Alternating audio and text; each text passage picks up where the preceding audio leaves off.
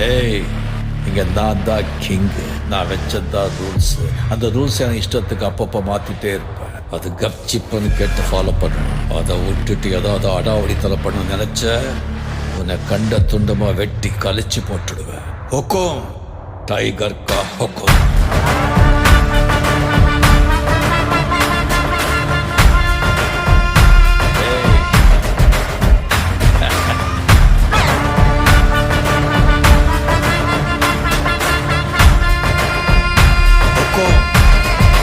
tiger का